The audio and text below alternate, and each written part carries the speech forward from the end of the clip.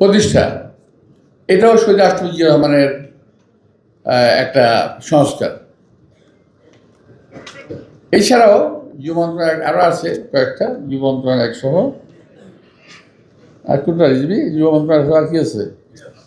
ক্রীড়া না, আগে ক্রীড়া ছিল, মহিলা না, মহিলা মন্ত্রণালয়, এটাও ইয়ার সঙ্গে করা।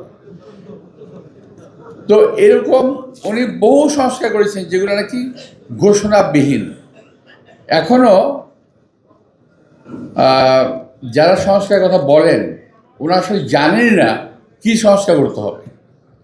একটা সংস্কার ওনারা খুব শিওর হয়ে জানেন যে তাদেরকে এমন একটা সংস্কার করতে হবে যে সংস্কারটা করলে তারা ক্ষমতা যেতে পারবে, এমন চিন্তা ভাবনা তারা করে। আজকে শহীদ রাষ্ট্রপতি জিয়া রহমানের এবং দেশনেত্রী বেগম খালেদা জিয়ার যোগ্য উত্তরসূরি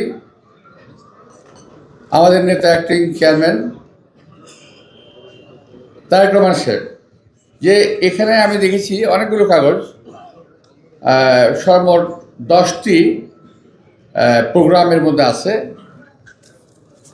এই 10টি প্রোগ্রাম উনি যারা যে বিষয়ে বিশেষজ্ঞ তাদেরকে দ্বারা তৈরি করিয়েছেন, এবং এগুলো কিন্তু শুধু এই নির্বাচন নয়, নির্বাচন ছাড়াও এই বিষয়গুলো কিন্তু এই দেশের মানুষের জন্য অত্যন্ত প্রয়োজন।